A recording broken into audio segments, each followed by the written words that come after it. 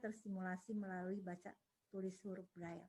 Karena tulis Braille menggunakan riglet, stylus juga itu sangat menolong untuk mengembangkan area motorik. Ditambah lagi nanti dengan mesin tik Braille dan lain sebagainya, itu juga akan menolong perkembangan motorik, menolong perkembangan pengetahuan di sisi bahasa, baik bahasa Inggris maupun bahasa Indonesia. Dan yang terakhir adalah menyadari penuh bahwa kemampuan lihat kita melalui perabaan dan pendengaran akan terpenuhi secara setara. Dari saya itu semoga berguna, semoga kita semakin terus bisa mengumandangkan Braille sebagai tulisan yang setara dengan huruf-huruf lainnya. Terima kasih.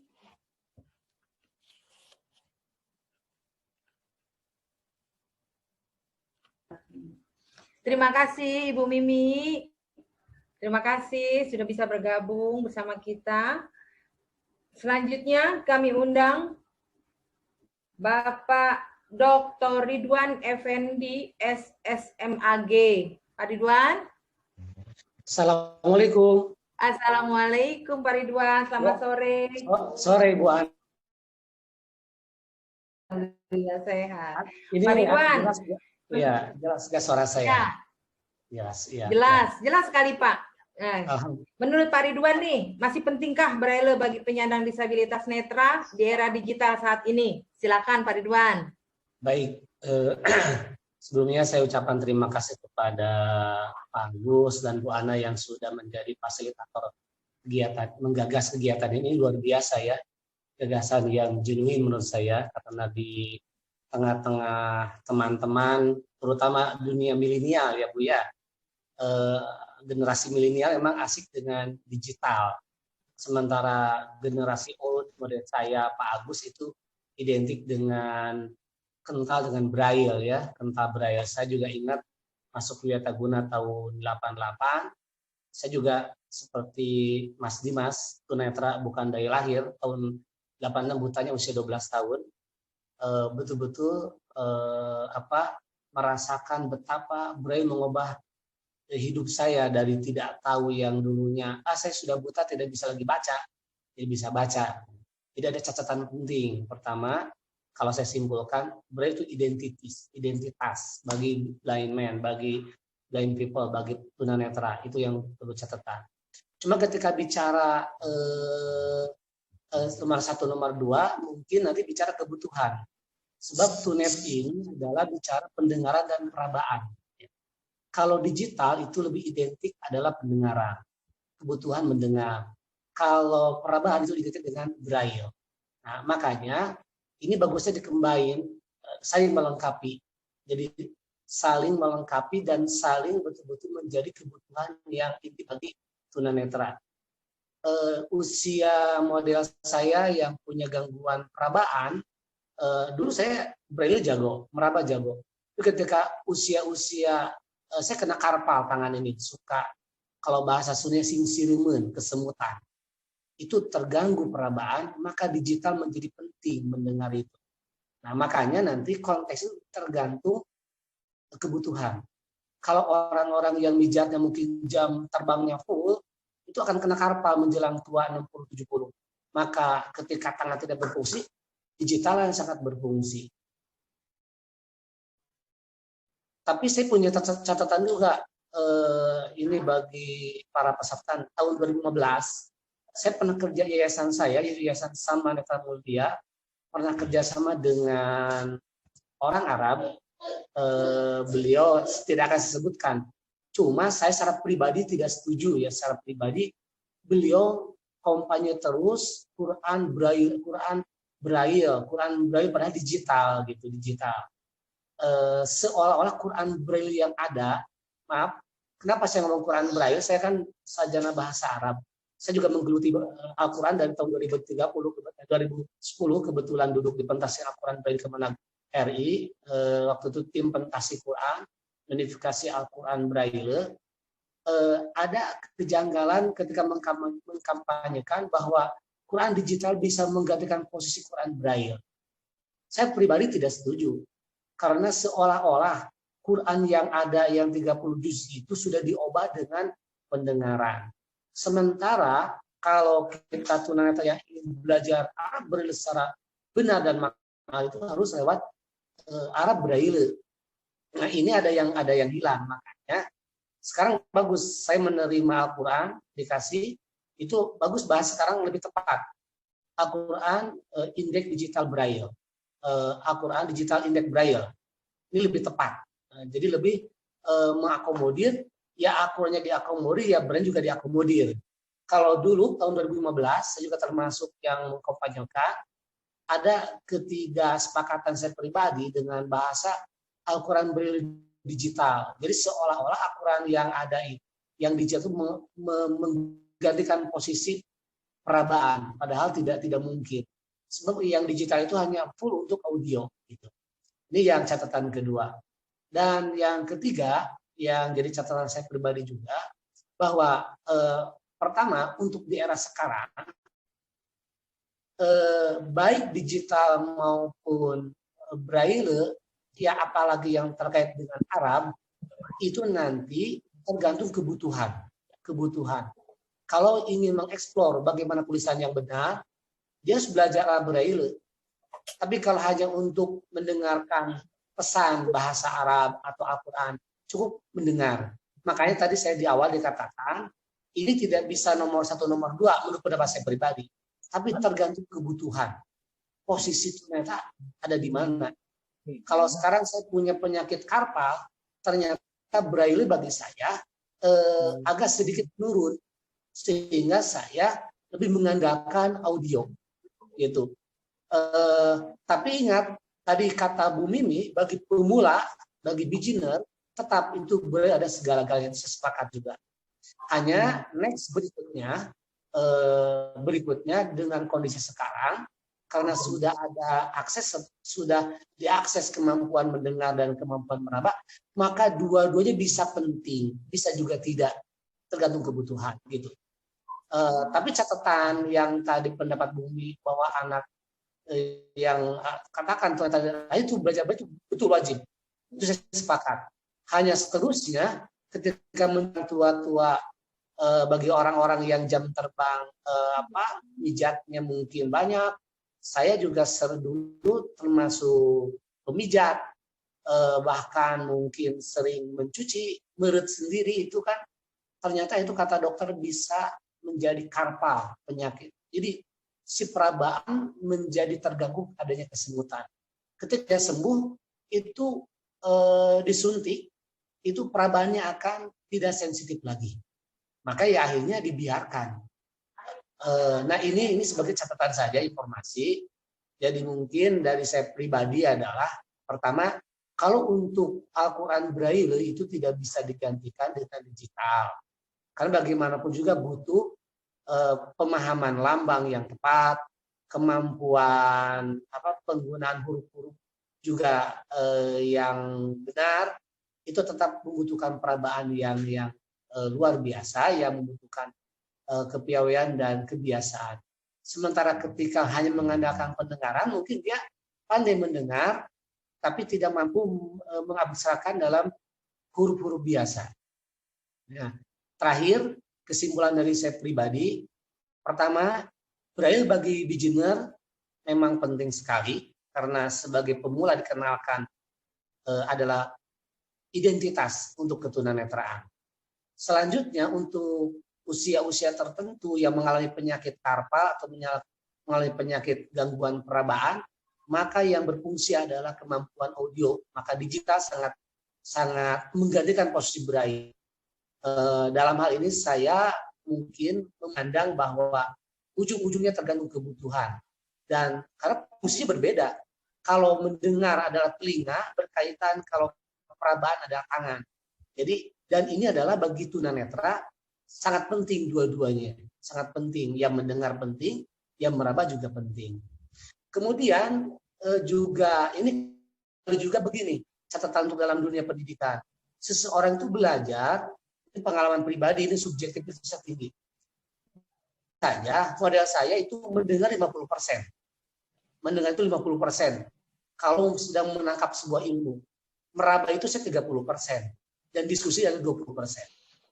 Nah ini sekarang kembali ke individu. Mungkin kalau di dunia awas ada yang orang ini belajar kinestetik, ya, geraknya. Dia hanya memandang, cepat menangkap. Tapi ada yang mendengar, cepat menangkap. Ada yang membaca, gitu. Sama di dunia tunanetra pun seperti itu. Mungkin ada yang mendengar, dia cepat. Gitu. Tapi tetap Braille ada basic need, kebutuhan yang pokok sekaligus identitas. Hanya selanjutnya catatan saya itu secara pribadi bahwa baik perabaan atau pendengaran, perabaan terkait dengan huruf Braille nanti selanjutnya tergantung kebutuhan, dan mendengar juga tergantung kebutuhan. Dan ini tambahan saja melengkapi. Hanya yang pokok itu Braille adalah memang kepentingan untuk tunanetra secara umum dan sebagai identitas ketunanetraan secara universal. Mungkin itu saja dari saya, banyak mungkin pengalaman yang saya sampaikan, dan nanti bisa kita diskusikan lebih banyak setelah abstraksi ini saya sampaikan. Terima kasih Bu Ana. Salam juga untuk Pak Agus. Assalamualaikum. Waalaikumsalam. Tenang aja, Pak. Cuman kalau saya kurang suka karena itu tadi.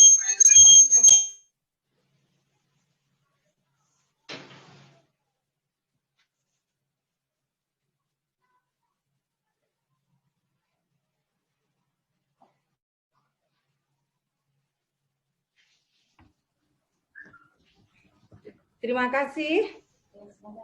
Terima kasih Pak Ridwan. Waalaikumsalam warahmatullahi wabarakatuh.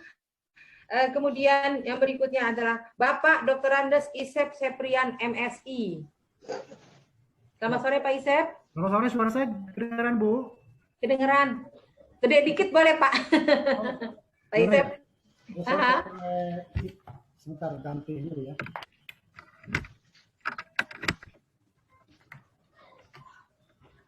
Halo, gimana Bu? Sekarang Oke. Ya, selamat sore Pak Isep. Selamat sore, Assalamualaikum Bu Ana sama Pak Agus. Terima kasih. Gimana? Waalaikumsalam. Pak Isep, menurut Pak Isep nih, masih pentingkah Braille bagi penyandang disabilitas netra di era digital saat ini? Bagaimana menurut Pak Isep?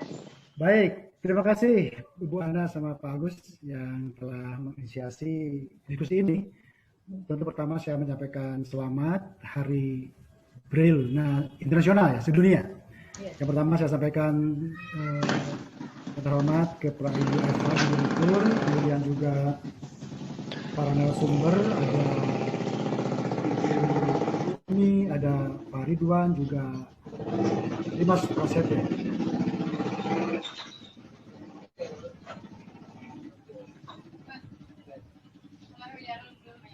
Halo? Pak. Apa? Suaranya agak itu ya.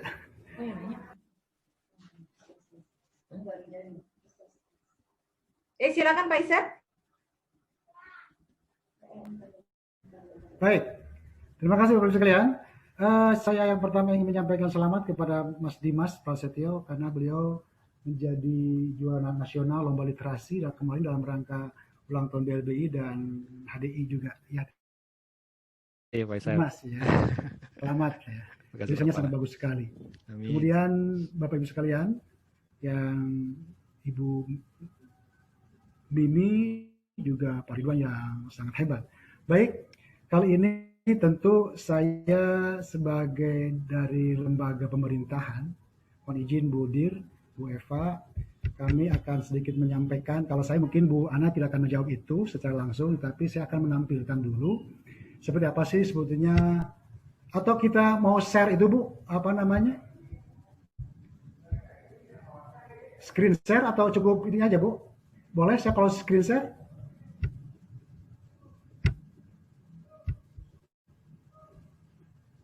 Halo? Halo? Aduh. Share screen aja Pak, mangga. Share screen ya? Iya Pak, silakan Pak. Sebentar saya ini agak hilang dikit. Bentar Pak ya Bu, bentar Bu. Saya akan screen share sedikit nih terkait dengan ini. Gimana, sudah bisa dilihat?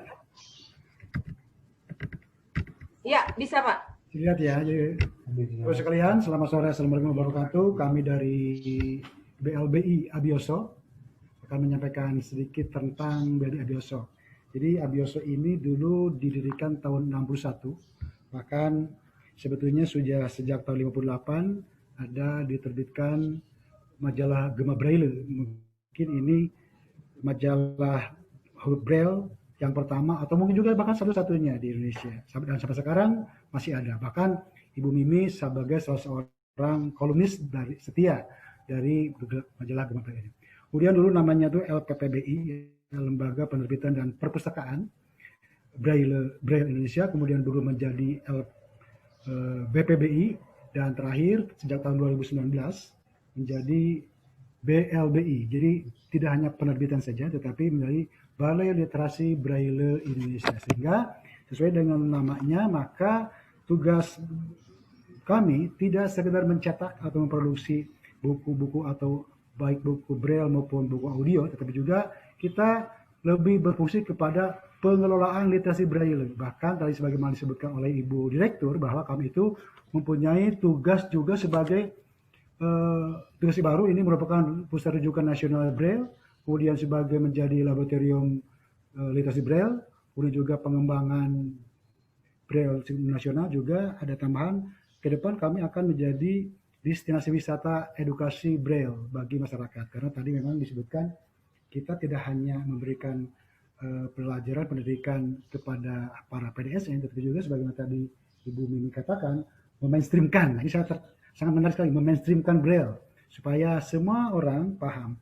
Bahkan sebagaimana tadi disebutkan Pak Ibu Direktur, atensi itu kan salah satunya itu adalah targetnya itu baik itu individu, keluarga maupun komunitas, sehingga kita perlu menyampaikan ini.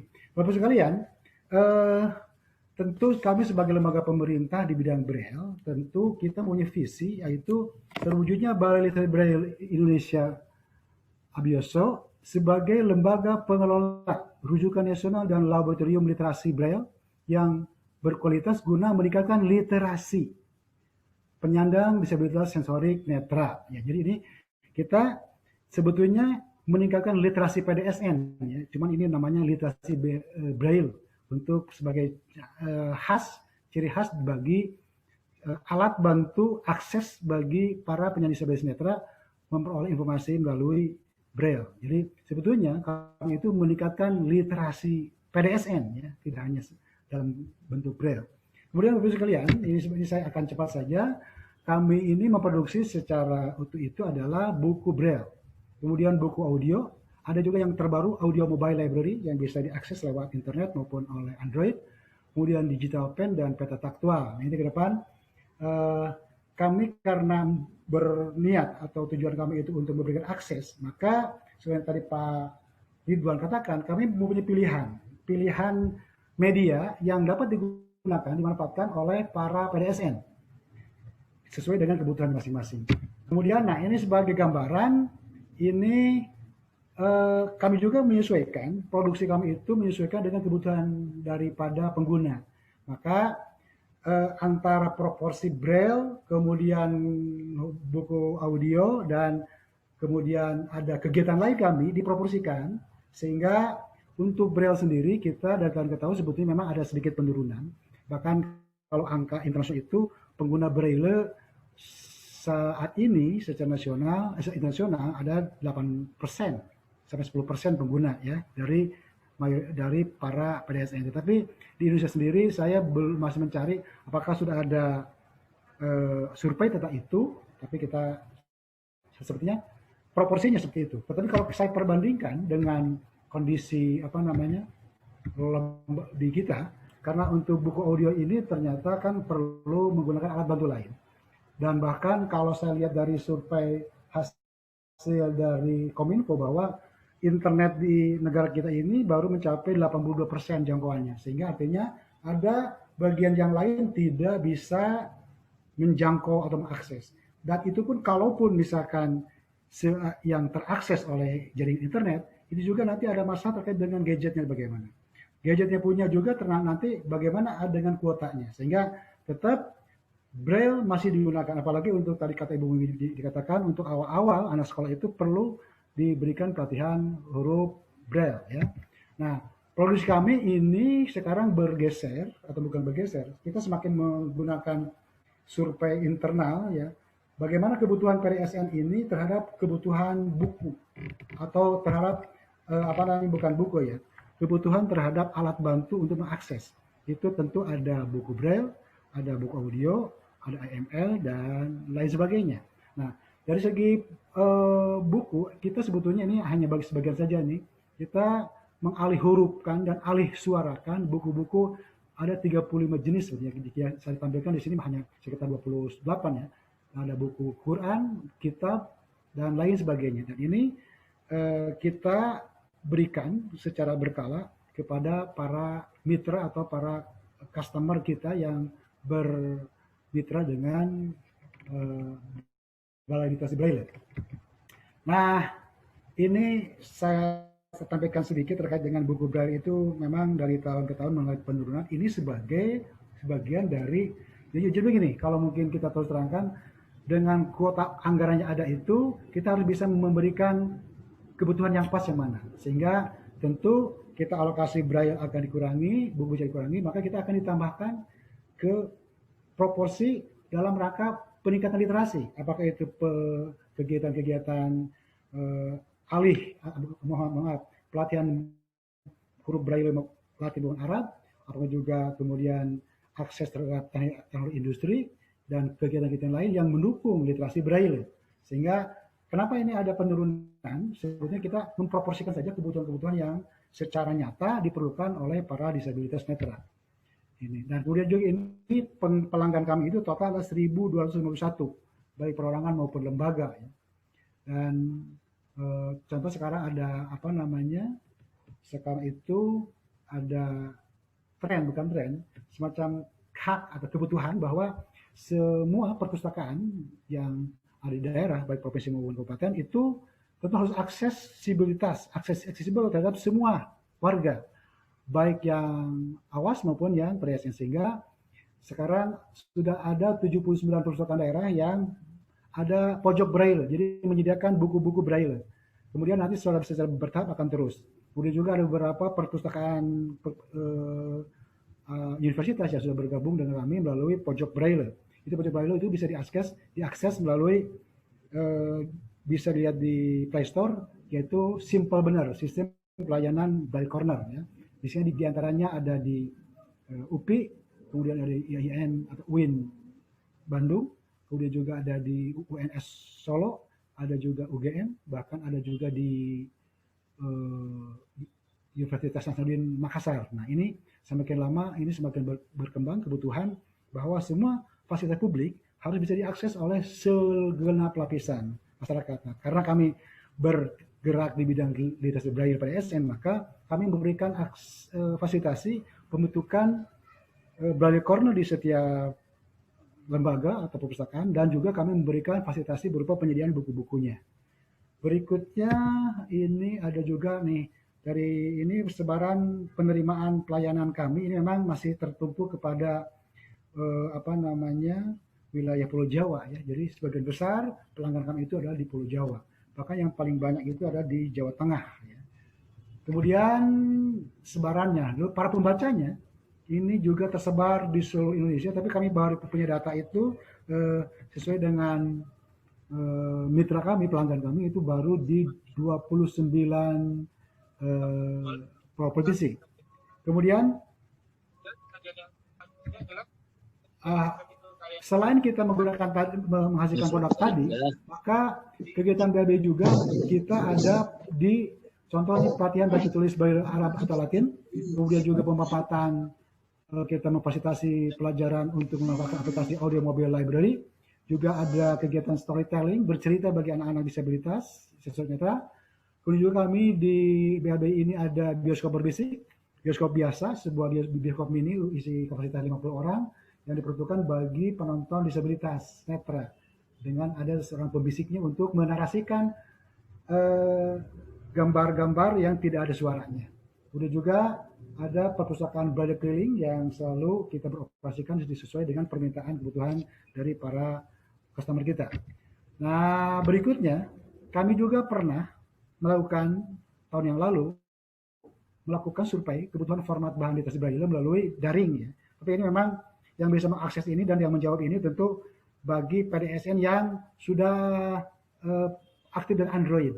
Nah, ternyata ini sebagai gambaran saja, ini bagi PDSN yang aktif menggunakan Android saja, ini ternyata ada 3 macam kebutuhan nih persentasenya nih. Mereka masih menggunakan butuh Braille atau masih menggunakan buku Braille atau tulisan Braille itu sebanyak 19,3%. Kemudian buku audio 14,8%, dan sisanya memang buku digital atau buku elektronik sebanyak 65,85%. Ini di kalangan yang sudah terbiasa dengan Android. Bagaimana sepertinya? Ini mungkin proporsi ini akan berbeda ketika yang kami tanya yang tidak punya akses internet atau Android. Akan berubah tentu. Sehingga dengan gambar ini kita bisa melihat di kalangan PDSN yang sudah aktif dengan Android sekalipun masih membutuhkan Braille masih menggunakan Braille itu secara aktif sebanyak 19,30%. Bapak-Ibu sekalian, karena saat ini kita sudah berada di era ketiga, ya. Era pertama manual, ya. Huruf Braille tok dengan menggunakan mungkin Riglet, kemudian juga static Braille dan sebagainya. Kemudian ada era kedua di mana situ ada manual, kemudian ada buku audio dulu dalam bentuk kaset, ya sekarang sudah mulai keping CD. Bahkan yang ketiga sekarang era ketiga manual, audio dan digital. Nah, tetapi kami tetap sebagai lembaga layanan dari pemerintah yang bertugas untuk memberikan akses kepada PDSN, maka kami menyediakan semuanya. Nah, sebagai gambaran juga ini, tentu kita masih punya atau masih harus meningkatkan literasi bagi PDSN. Nah, di sini akan kelihatan begitu pentingnya Braille. Contoh, dari survei kami, kemampuan SDM secara daring ya, penguasaan Braille saat ini ada 90%. Kemudian yang tidak mampu menguasai Braille 4,3%. Ini baru yang Latin, yang Arab mungkin lebih kecil. Kemudian juga yang menguasai simbol-simbol Braille, nah ini nih, dalam bidang sains, ini baru 48,5. Sehingga yang simbol-simbol itu tentu tidak cukup dipakai audio, tetapi harus ada Braille-nya. Jadi yang tidak mampu menguasai simbol-simbol Braille dalam bidang sains ada 51,5%. Kemudian yang mampu menguasai penggunaan tulisan singkat, tusing, ada 63,6%. Sedangkan yang tidak mampu menguasai penggunaan tulisan singkat ada 36,4%. Nah, berikutnya ini terakhir akan saya sampaikan, tentu secara jawaban kami ini pentingnya Braille dan supaya kami tentu ini masih digunakan, khususnya masih diperlukan, khususnya dalam simbol-simbol sains, matematika, tanda ejaan. Bahkan ketika tadi sampaikan Pak Dr. Ridwan terkait dengan Arab nih, ketika orang akan lebih fasih mengucapkan pelafalan Arab ketika tahu hurufnya, karena kan beda huruf, beda salah baca, mungkin nanti bisa salah arti. Sehingga tentu tulisan Braille masih digunakan dalam konteks-konteks tertentu dan dalam wilayah-wilayah tertentu, umur-umur tertentu mungkin ya, umur muda betul. Dan juga dalam area urban ternyata kalau menurut data dari Kominfo, pengguna di Pulau Jawa paling tinggi. Tetapi ternyata kalau dari segi jumlah, kalau persentase malah Sumatera Utara yang paling tinggi, gitu ya. Misalkan ini dari pengguna internet ya. Ini di luar, ini secara umum, bukan hanya di disabilitas netra. Sehingga tentu kita sebagai lembaga, saya ulangi, lembaga pemerintah yang menyediakan, yang bertugas untuk pengelolaan literasi Braille, tentu kita akan menyiapkan berbagai akses, berbagai metode yang dibutuhkan sesuai dengan kebutuhan dari Braille. Makanya kami sebagai lembaga pengelola literasi Braille menyediakan semuanya, baik itu Braille, buku audio maupun buku suara dan lain sebagainya. Bahkan kami sekarang sudah memiliki program namanya AML, Audio Mobile Library, yang itu semua produk kami ada di situ. Ada dalam bentuk buku huruf Braille, kayak buku maksudnya. Kalau yang di Braille-kan menjadi kita alih suarakan, ada yang alih suarakan yang sebagai oleh reader kita, ada juga yang dengan Damayanti ya, Sehingga itu bisa diakses di Play Store juga, yaitu Siloam Pon. Nah, kalau ketika sudah diklik, nanti akan muncul Siloam BLBI Pon. Nah, itu akan akan bisa mengakses segala produk yang kita produksi di sini. Contohnya ini seperti ini. Nah, ini gambarannya seperti ini. Nggak kelihatan ya? Nah, seperti ini ya.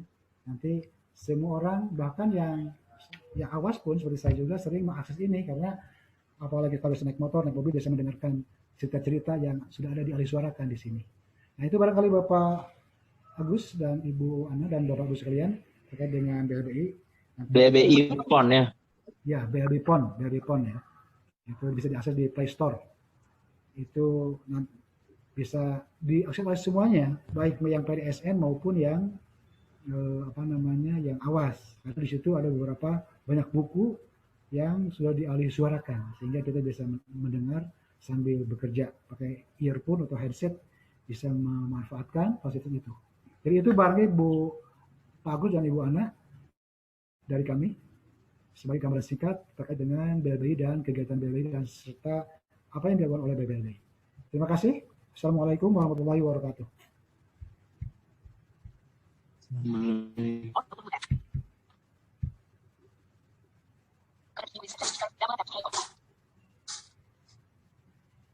Ya, silakan. Silakan. Oke, waalaikumsalam warahmatullahi wabarakatuh. Terima kasih Bapak Ishak.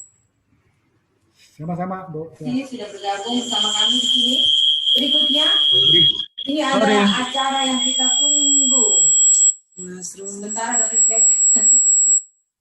Nasrul. Ini adalah acara interaktif.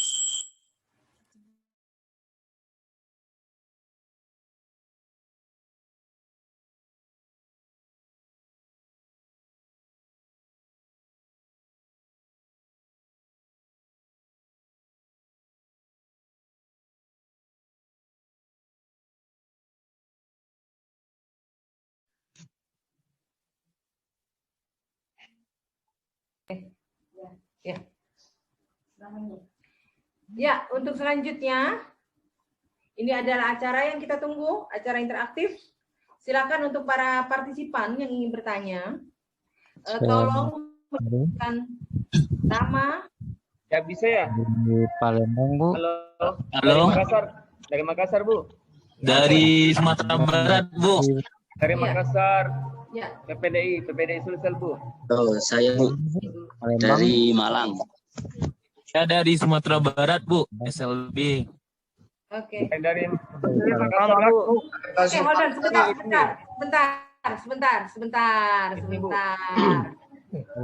ya, untuk para penanya ya. Sebentar. Untuk yang mau bertanya, satu-satu menyebutkan nama, organisasinya apa, dari mana, dari kota mana. Ya, Musoli dari Palembang, Bu. Saya, Bu. Saya dari memperkirakan untuk yang dari Indonesia Makassar. bagian timur. Ya, Makassar, Bu. Makassar. Oke, dan alamat Makassar. pertanyaannya dialamatkan Boleh, kepada Makassar, Bu. narasumber yang mana. Oke. Kepada narasumber yang mana. Dari Indonesia Timur dulu. Makassar, Bu. Silakan. Saya. Oke. Dari Ya, siapa namanya? saya Pak Arifin. Pak Arifin, Bu. Dari Arifin dari Makassar. Dari Oke. PPDI Sulsel. PPDI Makassar. kebetulan saya juga anggota IDMI, Bu. Dari IDMI juga, Oke. IDMI. Ya, mungkin yang saya ingin pertanyaan ini saya tujukan Pertanyaannya? kepada ya pertanyaannya pertanyaan saya. kepada siapa? Sama narasumber dari LBI. Literasi apa ya? BLBI. Beso. Siap. Ya, siap dari Siap, Mas Arifin. ya, dari pemerintahan, Pak. Kita pernah Ya, ini ketemu nih. Ya, ini Pak, menyangkut Braille memang sangat, tadi semua narasumber menekankan Braille masih sangat diperlukan, terutama kepada tunanetra yang baru mengenal namanya dunia tunanetra. Ya, yang saya ingin pertegas mengenai Braille itu mungkin Pak ada bisa nggak nanti ke depan LBI, LBI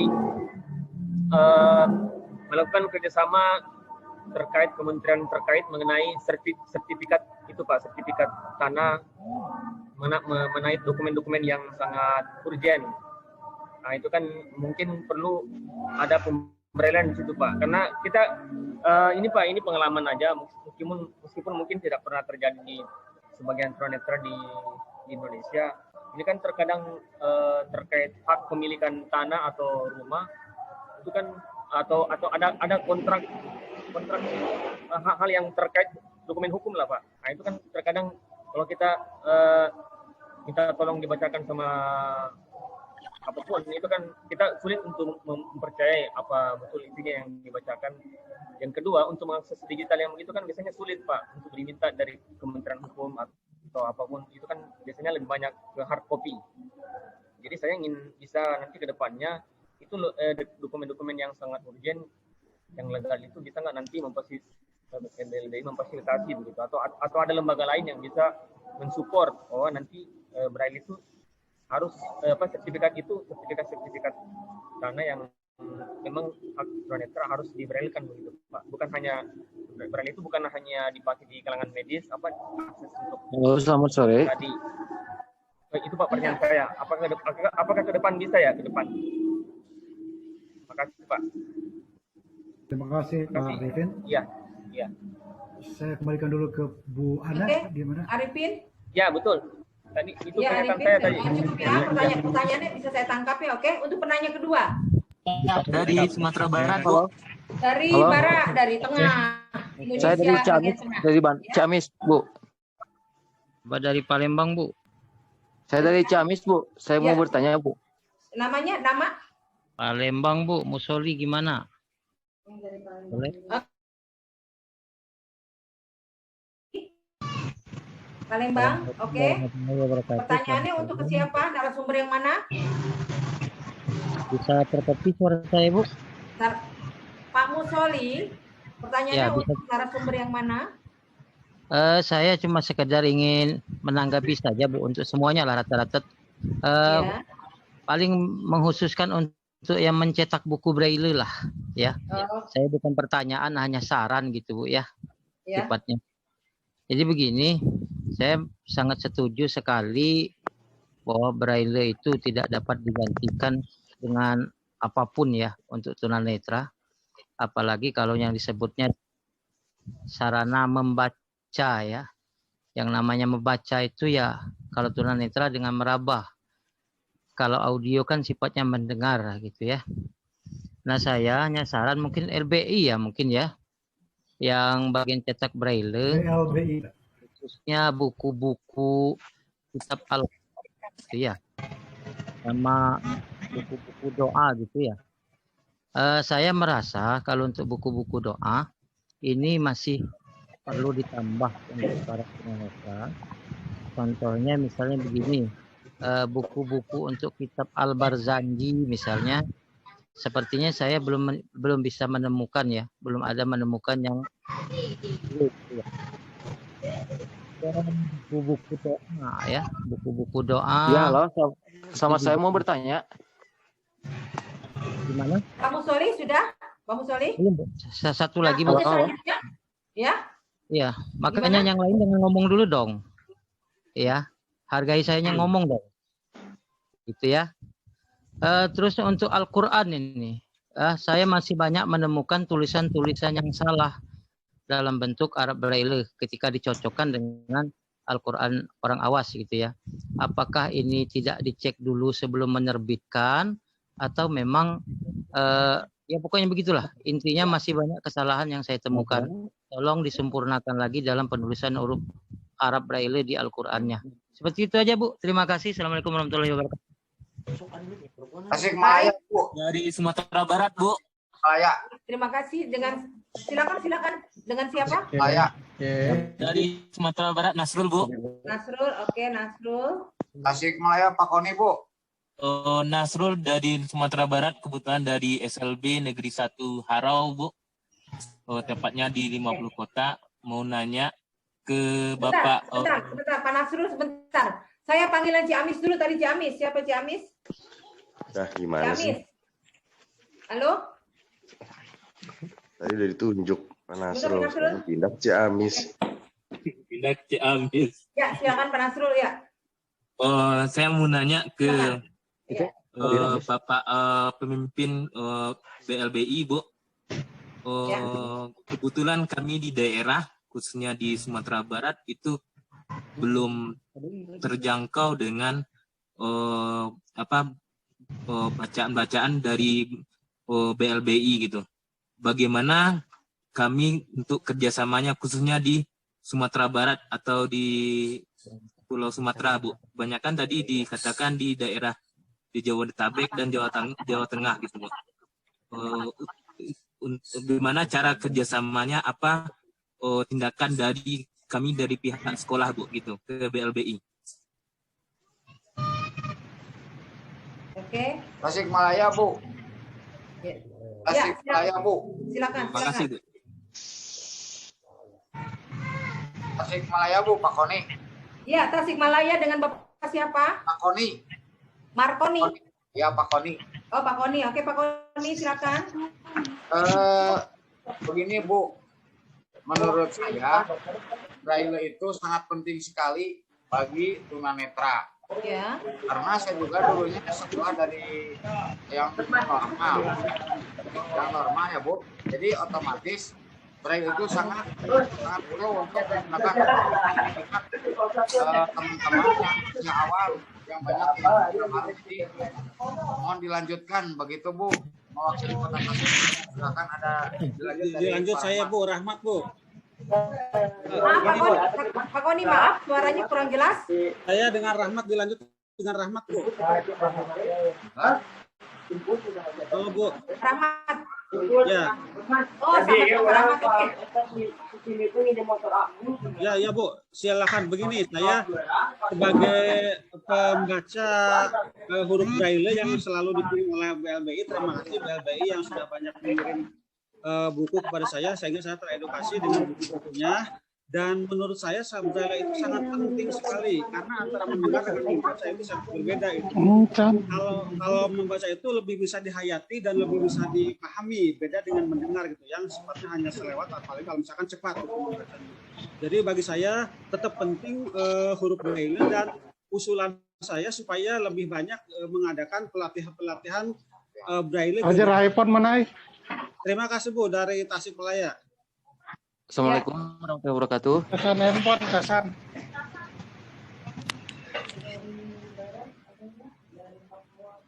Assalamualaikum warahmatullahi Papua ada wabarakatuh. dari Papua?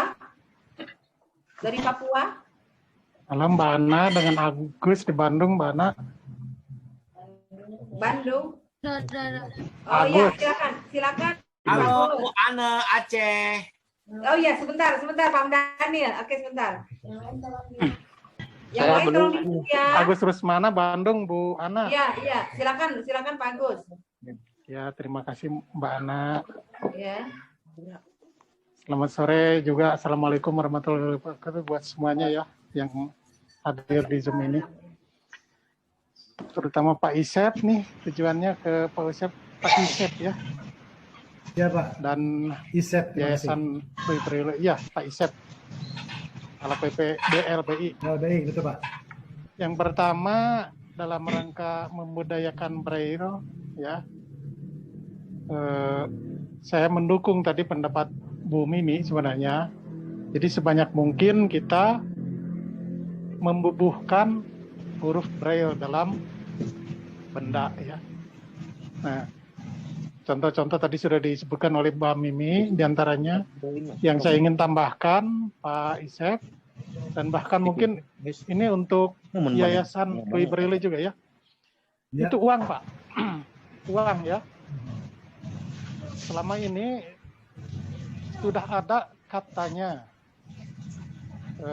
perhatian khusus dari pemerintah.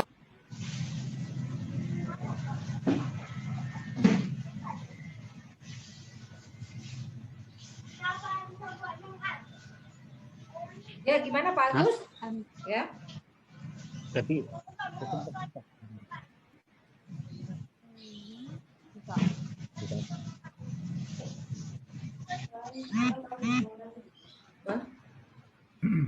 Pak Agus.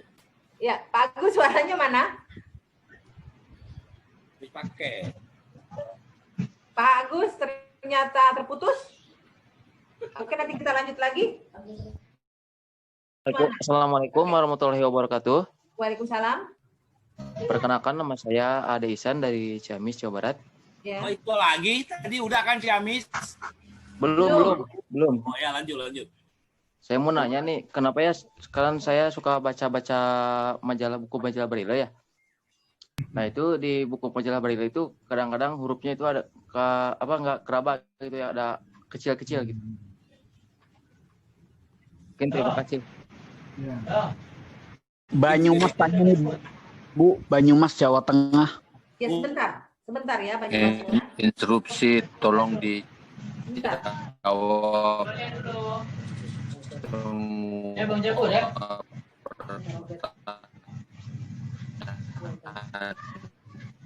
Mohon diperbesarkan lagi hurufnya gitu Terlalu banyak bertanyanya. Dijawab saja. Yang bertanya itu biar kami semuanya bisa dengar. Satu dulu Bu, Rais. Oke, sebentar. Di mute aja dulu semua. Yang dikasih iya. Oke, semua bisa.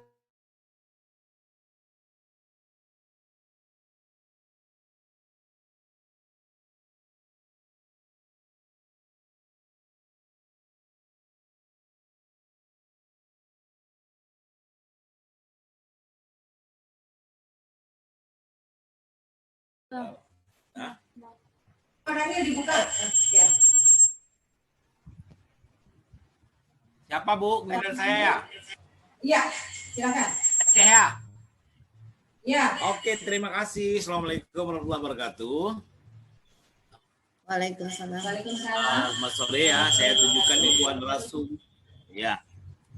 Saya tunjukkan untuk narasumber yang Louis Braille yang dari pemerintah tadi apa namanya? Registrasi apa nanti?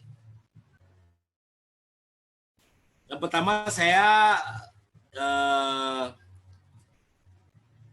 setuju ya kalau memang Braille itu memang masih dibutuhkan ya. Butuhnya kalau kita misalnya mau untuk kenyamanan itu pasti misalnya kalau kita mau ada pesan-pesan di udara juga itu pakai buku Braille, itu pasti butuh itu. Terus yang kedua pertanyaan saya itu bagaimana ya kira-kira dengan Louis Braille tadi yang dari pemerintahan itu kalau bisa kerjasamalah dengan BI ya. Ini Louis Braille Braille itu kan sudah lama muncul ya, tapi kenapa di uang itu masih bentuk tanda untuk tunanetra itu masih bentuk garis gitu. Garis 1, garis 2, garis 3, garis 4 sampai 7 kalau nggak salah ya. Tergantung nilai rupiahnya gitu. Kenapa nggak pakai huruf Braille aja gitu? Sejauh mana kira-kira yang BLBI ya tadi ya kerjasamanya dengan pemerintah gitu sehingga ini betul-betul mendapatkan sosialisasi dan disambut oleh BI misalnya, supaya kita ke depan betul-betul bisa digunakan huruf Braille. Gitu. Terus yang kedua ada tadi pertanyaan masalah sertifikat misalnya. Mereka berharap sertifikat itu ada tulisan Braille ya. Mungkin kalau saran saya sedikit saja mungkin cukup dengan nomor aja, misalnya nomor akte atau nomor sertifikat. Hendaknya itu adalah Braille gitu. Nomornya saja gitu. Jadi sehingga kita tahu gitu. Mungkin kalau tulisan banyak mungkin nggak mungkin ya. Tapi kalau hanya sekedar nomor itu pasti bisa. Gitu. Jadi mungkin itu pertanyaan nih Bu. Terima kasih. Salam untuk Pak Agus. Assalamualaikum. Terima kasih Pak Daniel. Banyumas. Darwan Nurrohman, silakan. Darwan Nurrohman.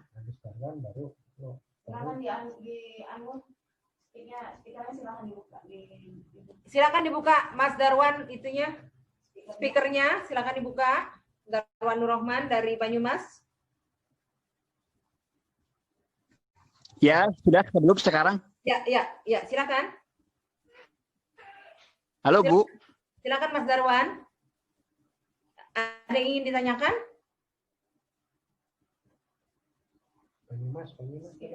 Banyumas. Speakernya Pak Darmawan, Pak Darwan? Belum dinyalain. Speakernya dinyalain Pak Darwan? Oke, sudah dengar? Ya. Pertanyaannya apa Mas Darwan? Untuk siapa? Halo. Mas Darwan mungkin ada kendala ya? Oke, kita alihkan kepada Bapak Robert Rikora. Silakan Pak Robert. Yang tadi interupsi Pak Robert. Pak Robert. Halo. Silakan Pak, speakernya dinyalain Pak, dihidupkan. Mikrofon bukan speaker. Mikrofonnya Pak. Oke, selamat sore. Terima kasih Pak Agus, Ibu Ana, host kita di sore hari ini. Ya, sebenarnya tadi saya mau minta untuk dijawab aja minimal 3 pertanyaan biar kami semuanya mendengarkan jawaban dari. Baiklah, saya menambahkan pertanyaan berikutnya. Mungkin paling krusial, teman-teman main musik.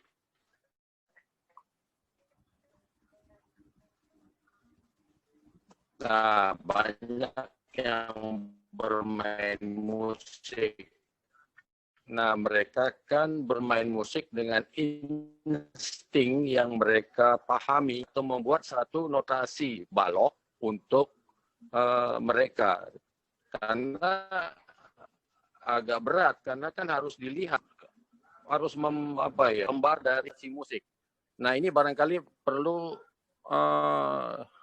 ya mungkin agak sulit, tapi setidaknya bisa difasilitasi, terutama teman-teman tunanetra yang dalam hal ini mengikuti kuliah di jurusan musik. Nah, itu banyak yang bertanya seperti itu karena dia tidak akan mungkin bisa membaca huruf not balok dengan huruf braille. Apalagi kan harus melihat dalam konser-konsernya. Bagaimana cara memfasilitasi itu? Itu saja pertanyaan saya bagi teman-teman yang suka musik ya. Oke, terima kasih Pak Robert, Pak Banyumas, Pak Darwan Nurrohman masih ada? Dilanjut Banyumas? Sudah tidak ada?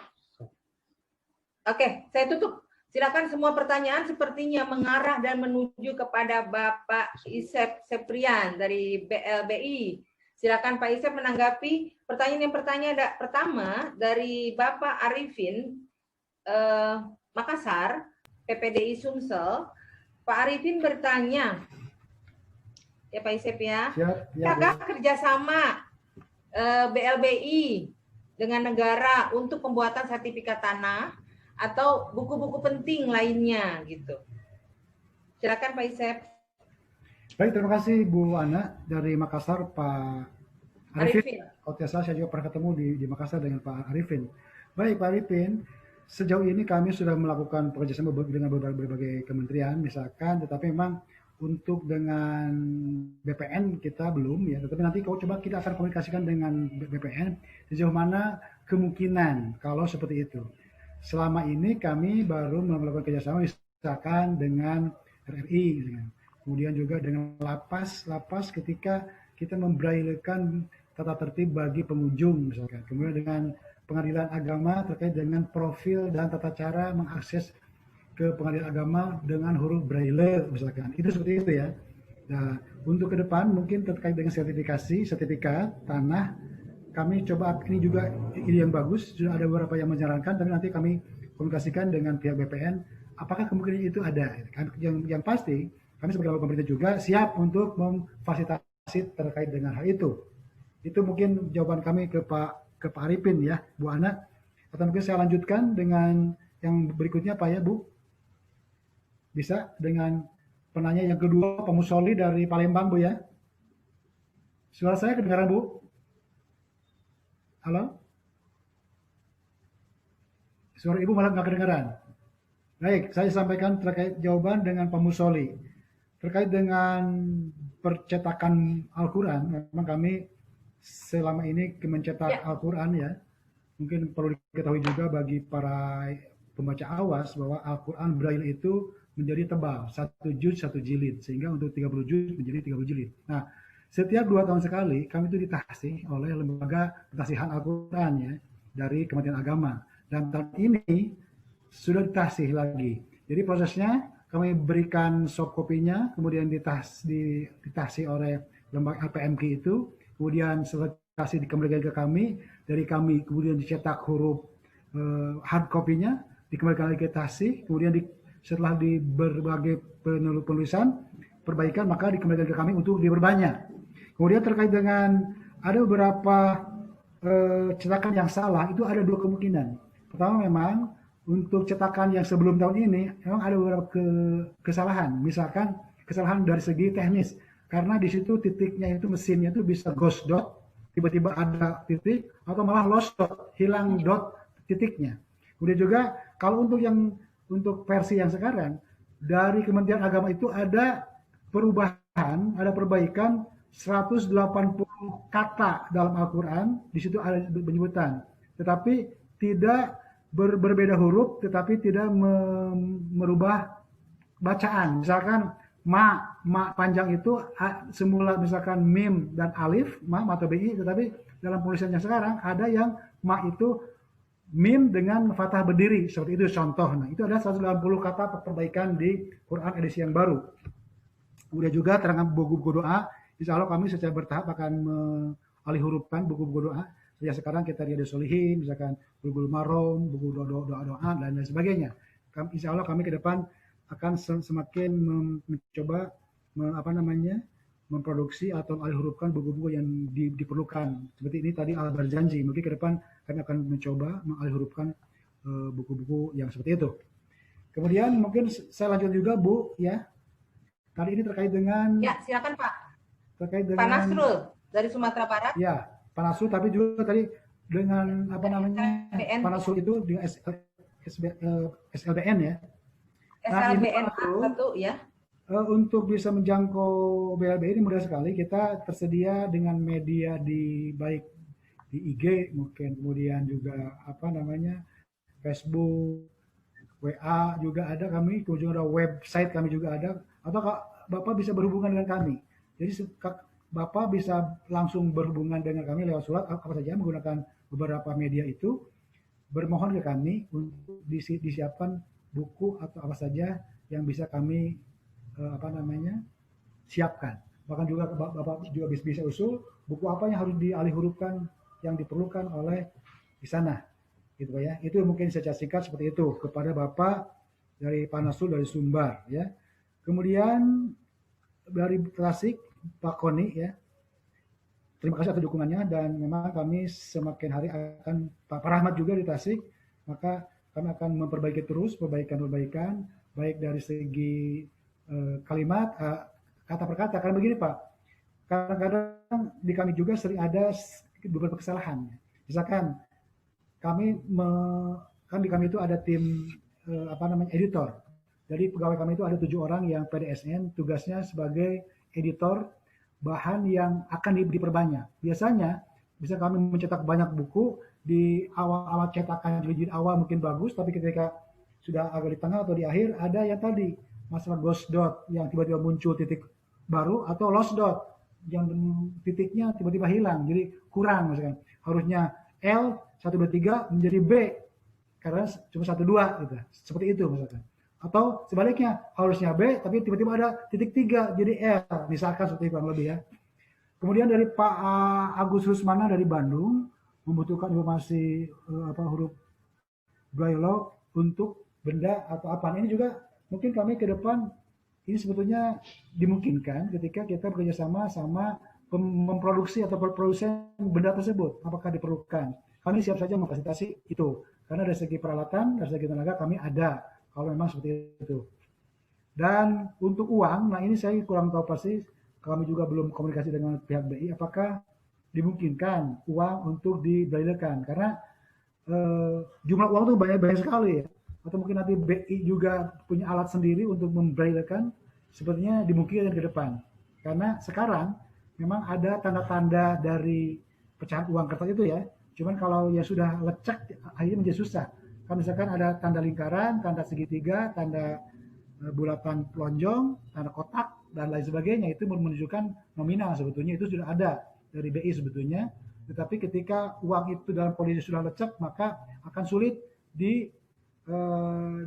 dilihat ya, dirabanya. Kemudian saya lanjutkan lagi Bu Ana, dari Bapak Ade Ihsan Ciamis ya, GB yang ada sudah tidak terbaca tadi Pak. Apalagi GB itu produksi awal kami dari menggunakan zinc plate ya.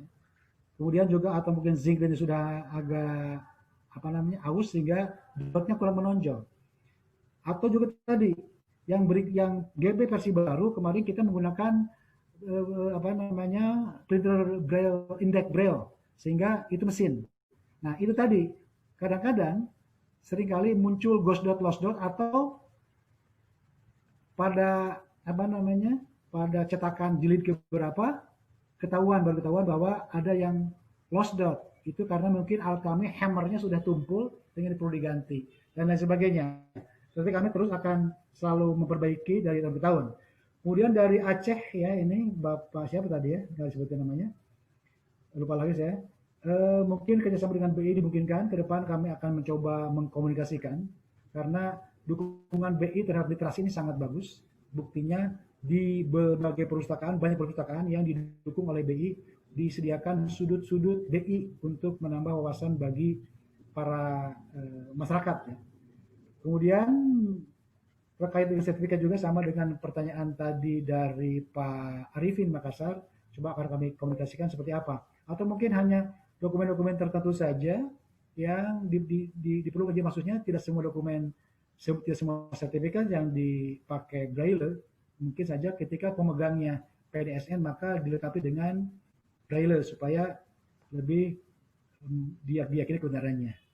Itu. Kemudian dari Pak Darwan Banyumas tadi menghilang, dari Pak Robert. Nah ini Pak Robert, ini juga kami kebetulan ada ahli musik di kami yang PDSN yang netra, dan beliau kami sudah memproduksi buku musik, buku pelajaran musik balok dengan Braille ya.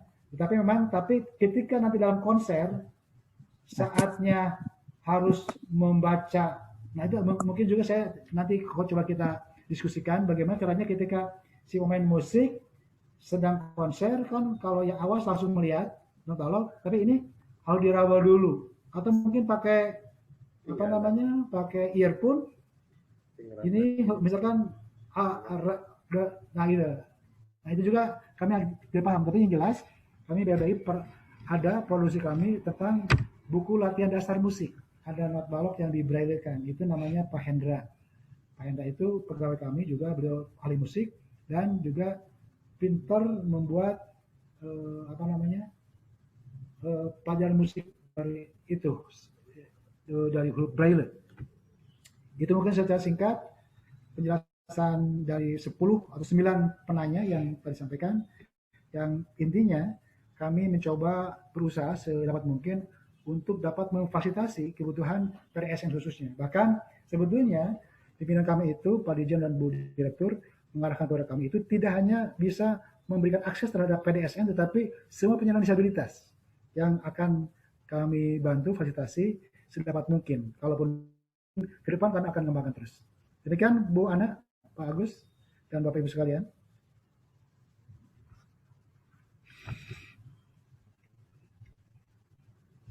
Terima kasih Pak Isep. Pak Isep, ada satu lagi kayaknya yang ketinggalan deh, dari Tasikmalaya Pak Isep. Apakah ada pelatihan atau pembelajaran untuk huruf Braille dari BLBI? Baik, karena kami sekarang namanya jadi bukan penerbitan lagi, jadi literasi Braille, maka di antara program kami itu ada pelatihan baca tulis Braille, baik yang Latin maupun Al-Quran. Bahkan juga kami lupa tadi, semua jenis Alkitab misalkan juga kita ada. Seperti kalau Al-Quran kan 30 juz, kalau misalkan Bible itu ada ada 93 jilid kalau tidak salah ya, banyak. Kemudian juga kami ada pelatihan secara berkala sesuai dengan gini, prosesnya itu kami melakukan assessment ya, atau akses dulu apakah itu sesuai dengan prosesnya atensi, itu bisa akses awal itu bisa permintaan, bisa rujukan, atau yang selanjutnya kami akan melakukan assessment. Kebutuhan apa di komunitas tersebut untuk mengakses kebutuhan Braille ya. Apakah nanti misalkan baca tulis Braille Arab atau Latin juga di situ ada kalau kita istilahkan pelajaran komputer bicara ya, yang menggunakan screen reader dan lain sebagainya. Secara itu dimungkinkan Pak Koni.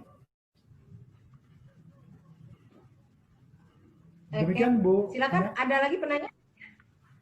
Ya, terima kasih Pak Isep. Pak Nyoman, silakan.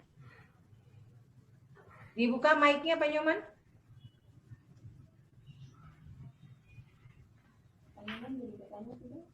Pak Nyoman jadi bertanya, Pak Nyoman? Pak Nyoman dari Bali pastinya kan? Oke, Pak Nyoman nggak jadi mungkin ya bertanya. Yang lain, silakan. Oh, Pak Didi Tarsidi, silakan Pak. Silakan mic-nya di on Pak, dihidupkan Pak. Pak Didi Tarsidi, silakan.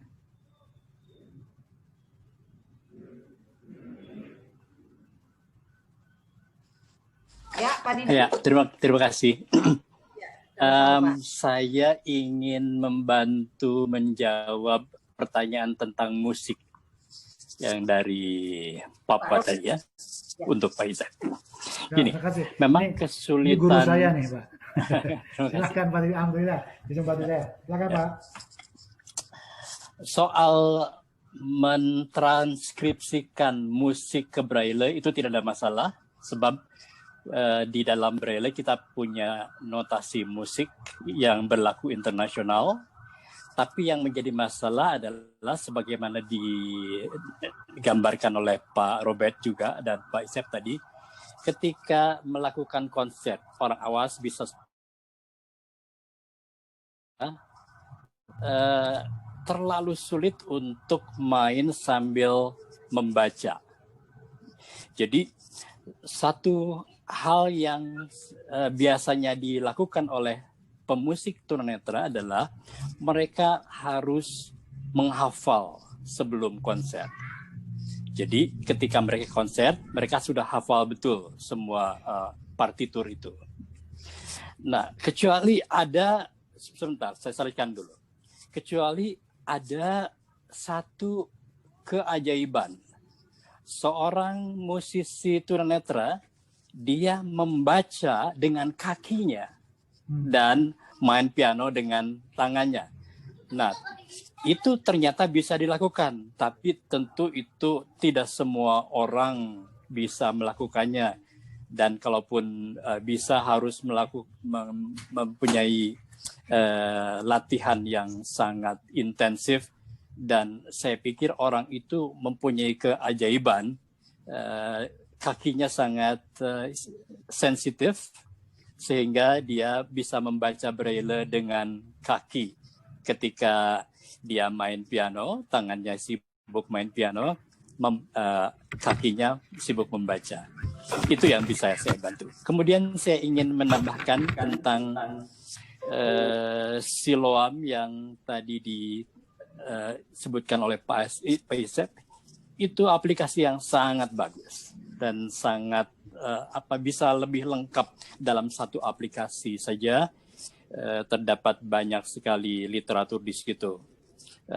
Tapi tentu saja ini masih dalam tahap awal yang bisa dikembangkan lebih lanjut. Tapi itu bisa melengkapkan literasi Braille kita. Sebab saya memang sepakat dengan teman-teman semua, kayaknya Braille masih harus kita lanjutkan. Tetapi kita juga tidak bisa menutup kemungkinan bahwa Braille itu harus dilengkapi dengan digital. Dengan yang saya maksud dengan digital itu yang diakses dengan smartphone ataupun dengan komputer. Sebab dengan iPhone smartphone dan komputer itu tidak sama dengan audio, tidak sama dengan mendengarkan. Sebab di komputer atau di smartphone itu perpaduan antara mendengarkan dan meraba. Sebab dengan komputer atau smartphone kita bisa mengeja kata-kata yang kita tidak tahu ejaannya. Dan dengan smartphone dan komputer juga kita bisa membaca per kalimat, per paragraf, dan seterusnya. Jadi tentu harapan kita adalah Braille tetap maju dan dengan arah digital juga kita terus berkembang. Terima kasih, Pak.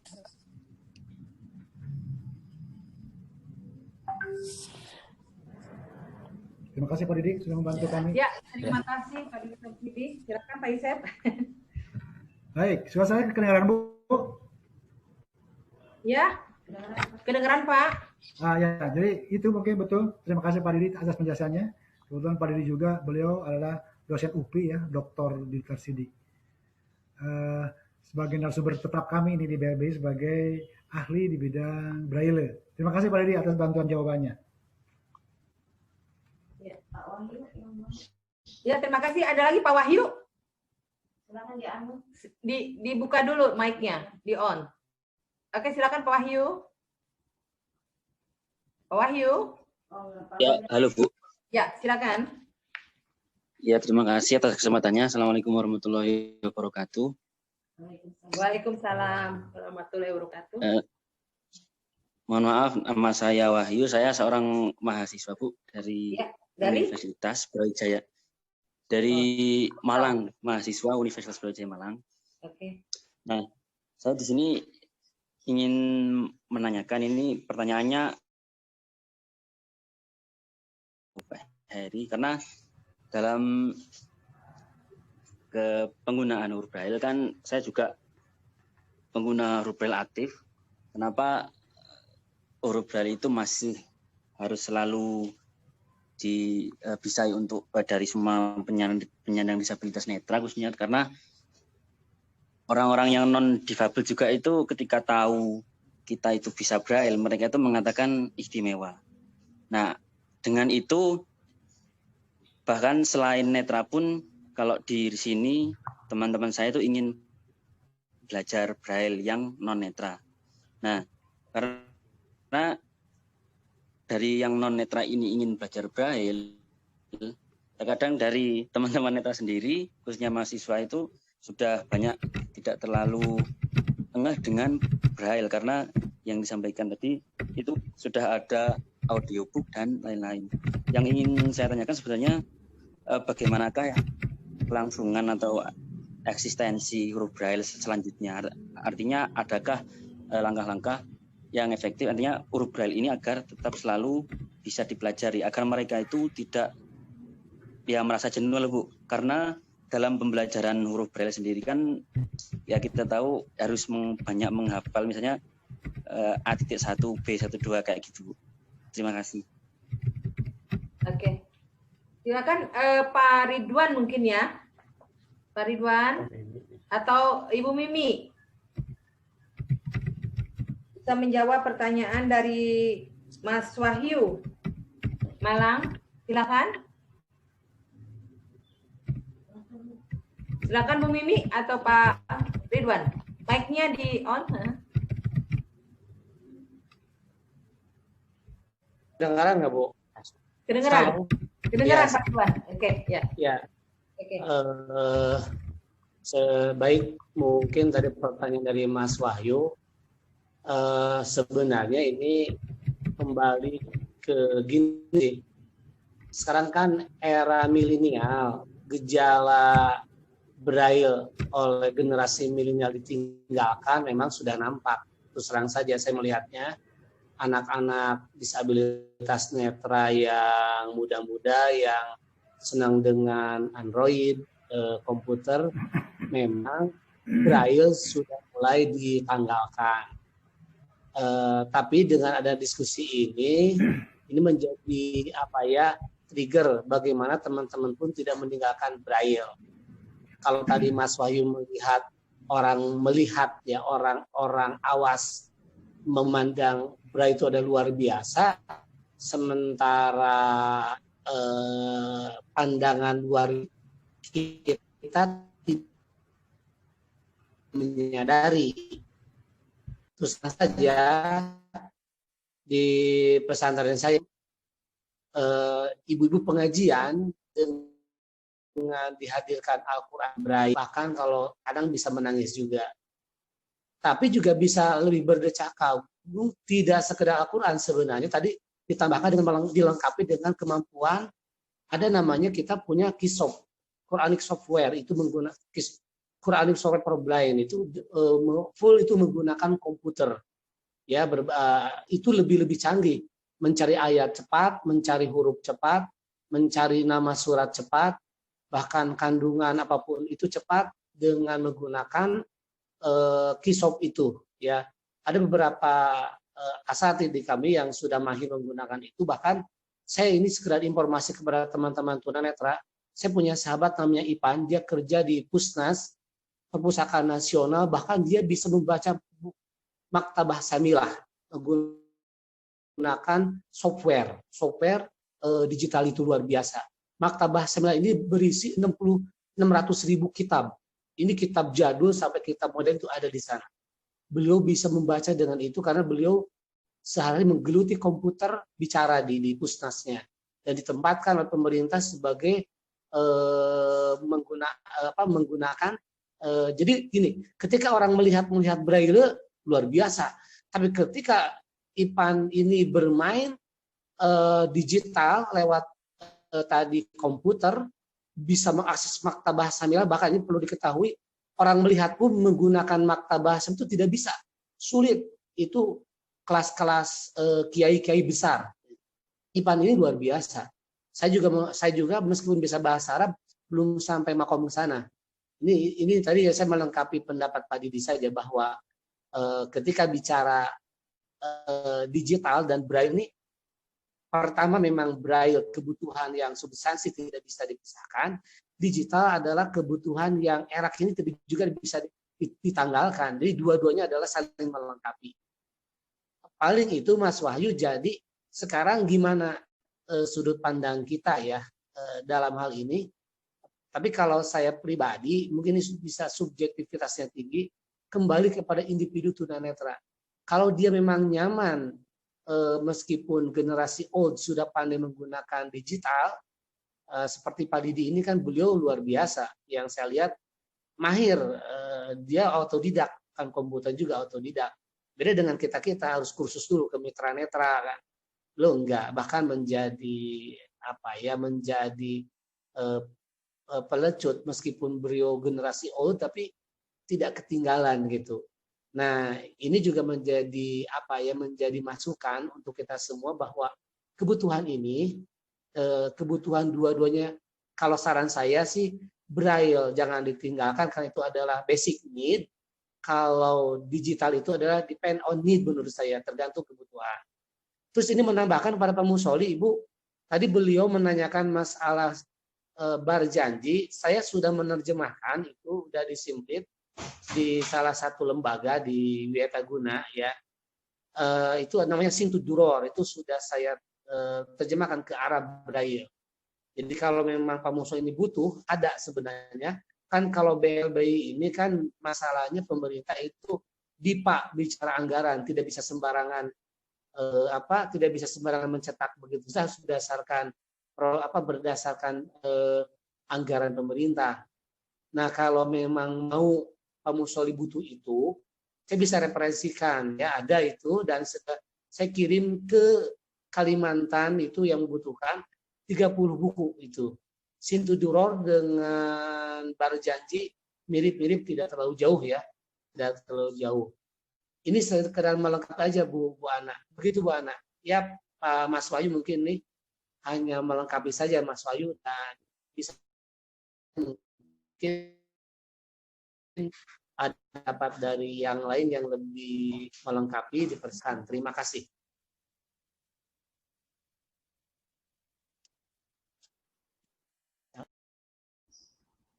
Ya, terima kasih Pak Ridwan. Saya minta waktunya sebentar saja ya untuk karena waktunya sudah mendekati akhir. Saya minta kepada Bunda Sri Sudarsono Habibi. Bunda, sehat ya? Terima kasih sudah hadir di tengah-tengah kita. Ibu Sri masih? Ya, masih. Sehat ya Bu ya? Alhamdulillah sehat. Ibu, menurut Ibu bagaimana Bu tanggapan tentang diskusi kita hari ini Bu? Wah, saya bersyukur. Ya. Terima kasih Agus Rahmatan ini. Saya selalu mengikuti Quran Braille pertama di Indonesia yang nyetak Wiataguna. Kami yang mencari dananya, kita mempunyai khusus Al-Quran Braille di Wiataguna. Nah itu agak melempem. Mudah-mudahan dengan adanya ini bisa lebih dihidupkan kembali itu untuk khusus Al-Quran Braille dan sebagainya.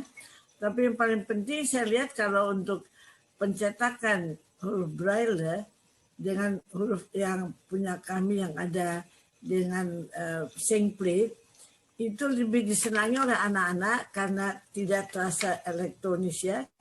Kalau pakai yang sekarang dicetak yang percetakan biasa, setelah berapa entah setengah jam sudah tidak senang. Tidak hanya itu, huruf-huruf kadang-kadang dia berubah karena itu plastik, dia tekan. Sedangkan kalau punya kami dari Wiataguna itu dari karton. Itu harus saya mohon diperhitungkan juga. Yang tadi saya dengarkan ada berubah jadi gini dan sebagainya.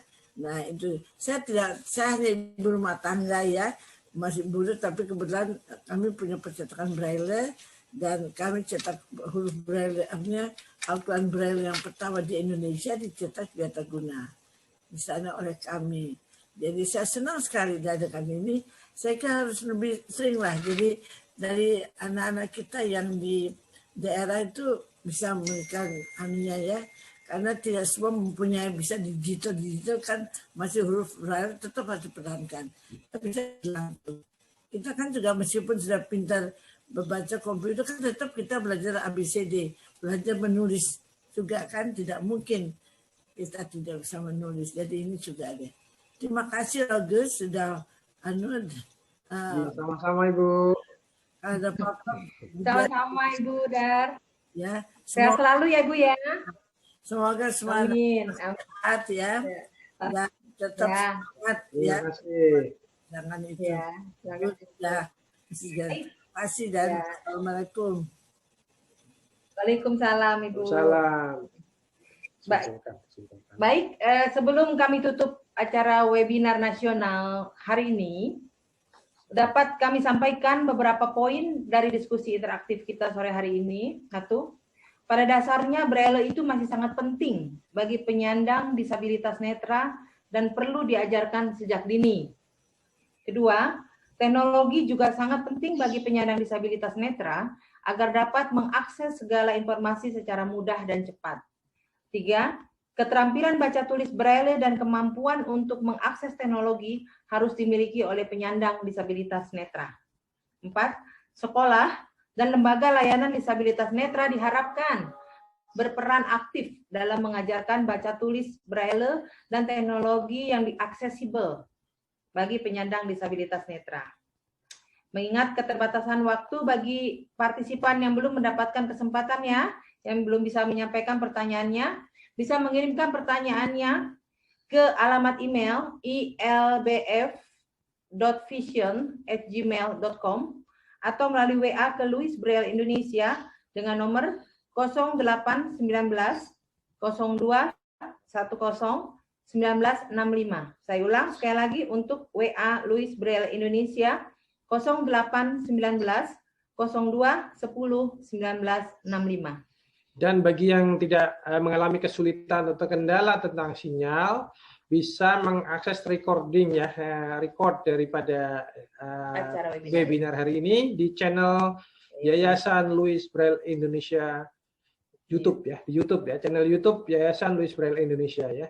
bisa rekodnya ada, bisa diputar di sana nanti. Untuk itu saya atas nama Yayasan Louis Braille Indonesia mengucapkan terima kasih kepada Bunda Darsono dan kepada segenap para pembicara, narasumber, Pak Isep, kemudian Pak Ridwan, Bu Mimi, kemudian Mas Dimas, semuanya para peserta yang telah aktif memberikan kontribusi selama diskusi sore hari ini.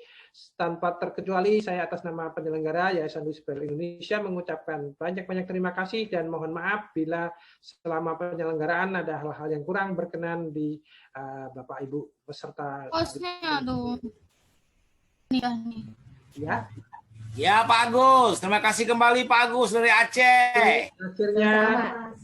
Terima kasih Pak Agus, Bu Ana, dan semuanya Ibu Sri. Salam hormat dari kami. Assalamualaikum warahmatullahi wabarakatuh. Oke, terima kasih.